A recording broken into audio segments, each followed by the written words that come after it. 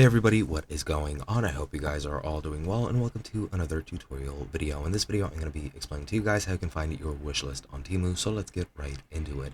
Now, the wish list functionality is being rolled out gradually, and to access it, you might need to update to the latest version of the Temu app if you're using the app. If you're not, if you're using the web version, you should have it.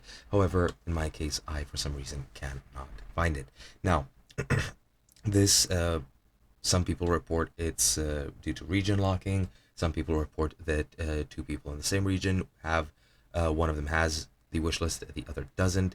But pretty much the way that I have accessed my wish list is by just going and chatting with the Temu support. So just go and open up the chat bot, and as you can see, I just wrote wish list once or twice, and it opened up all of this.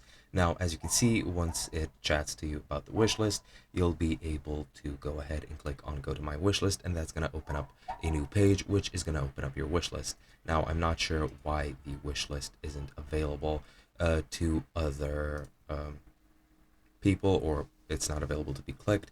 You can also go to www.temu.com/wishlist.html, and as you can see, you can find your wish list over there. Now, to add items to your wish list, just find what you want. For example, this knife sharpener, and then once you're there, once you've opened up the product page, and it's going to ask me to verify, of course, so let me just do this.